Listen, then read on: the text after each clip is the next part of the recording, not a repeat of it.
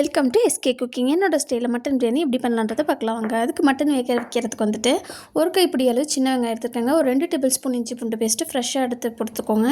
இதுக்கு தேவையான சால்ட்டும் மஞ்சத்தூளும் இதில் ஆட் பண்ணி வேக வச்சு தனியாக எடுத்து வச்சுக்கலாங்க. இப்போ இதுக்கு இந்த பிரியாணிக்குள்ள மசாலா நம்ம தனியாக அரைச்சி எடுத்துகிட்டு வந்துடலாங்க.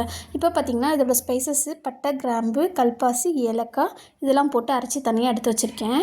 இப்போ அதோடு தனியாக எடுத்து வச்சது இல்லாமல் இதுக்கு மசாலாவுக்கும் ஒரு கொத்து கருவேப்பிலை, ஒரு கைப்பிடி அளவு புதினாவும் கொத்தமல்லியும், ஒரு கைப்பிடி அளவு சின்ன வெங்காயம், ஒரு 2 பச்சை மிளகாங்க இதில் ஆட் பண்ணியிருக்கேங்க. ஆட் பண்ணி இந்த பேஸ்ட்டாக தனியாக அதையும் எடுத்து வச்சுக்கலாங்க. இப்போ இந்த பிரியாணி பொறுத்த வரைக்கும் நம்ம வந்துட்டு எல்லாத்தையும் அரைச்சி போட்டிருக்கனால இதில் ஒரு விதமான டேஸ்ட் இருக்குங்க. இப்போ எப்படி செய்யலான்றதை பார்க்கலாம் வாங்க.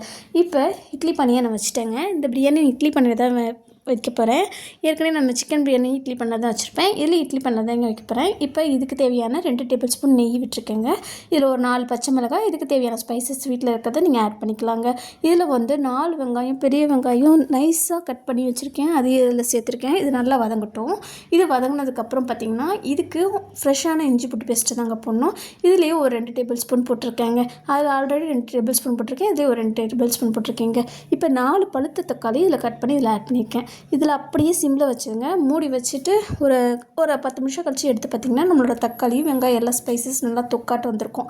இப்போ நம்ம அரைச்சி வச்சுருக்க அந்த பேஸ்ட்டு இதில் ஆட் பண்ணிக்கலாங்க. இதையும் நல்லா வதக்கினதுக்கப்புறம் நம்ம அரைச்சி வச்சுருக்க அந்த மசாலா, கரம் மசாலாவையும் இதில் ஆட் பண்ணிக்கலாங்க. அதையும் இதில் சேர்த்து நல்லா வதக்கிக்கோங்க. இதில் ஒரு கைப்பிடி அளவையும் புதினா கொத்தமல்லியை இப்போ இதுலேயும் நான் சேர்த்துக்கலாங்க. இப்போ ஒரு 1/2 டேபிள் ஸ்பூன் தனி மிளகாத்தூளும், ஒரு 1/4 டேபிள் ஸ்பூன் மல்லித்தூளும், இது 1/4 கப் அளவு தயிர், அதை புளிப்பு இல்லாத தயிர் மட்டன் பிரியாணிக்கு நான் ஊற்றுறாங்க. இதில் வந்து ஒரு பேஸ்ட்டாட்டும் வரும். இதெல்லாம் ஊற்றுறப்ப தொக்காட்டும் நல்லா வரும். இப்போ வேக வச்சு மட்டனை இதில் ஆட் பண்ணிக்கலாங்க. இப்போ அரிசி வந்து 2 டம்ளர் நான் எடுத்திருக்கேன். அதுக்கேற்ற மாதிரி நான் 1.5 டம்ளர் தண்ணி ஊற்றிருக்கேங்க. ஒரு கப்பில் எடுத்திருக்கேன். இப்போது 2 எலுமிச்சப்பழம், சின்ன எலுமிச்சப்பழம் இதில் புளிஞ்சு விட்டுருக்கேங்க.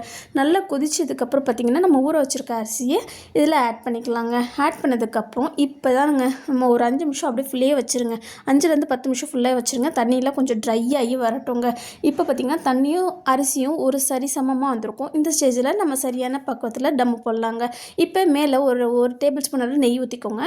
புதினாவும் இருந்ததுன்னா புதினா ஆட் பண்ணிக்கோங்க. என்கிட்ட கொத்தமல்லி இருந்தனால மேலே போட்டிருக்கேன். இப்போ அப்படியே சிம்லேயே ஒரு தோசைக்கல்லில் நான் தம்மு போட போகிறேன். அடியில் தோசைக்கல் வச்சுட்டு மேலே இந்த பானியை தூக்கி வச்சுட்டு இடிக்கிற கல் மேலே வச்சுட்டு ஒரு 20 நிமிஷம் அப்படியே விட்டுட்டிங்கன்னா நம்மளோட மட்டன் பிரியாணி சூப்பராக ரெடியாக இருக்குங்க. இந்த மாதிரி நீங்கள் வீட்டில் செஞ்சு சாப்பிட்டு பாருங்கள். சூப்பராக இருக்கும். இது நான் செய்கிற மட்டன் பிரியாணி. நீங்கள் இப்படி தான் பண்ணுவீங்களான்றது கமெண்ட் பண்ணுங்கள், ஷேர் பண்ணுங்கள், சப்ஸ்கிரைப் பண்ணுங்கள், கூடவே பெல் பட்டன் கிளிக் பண்ணுங்கள். பாய்.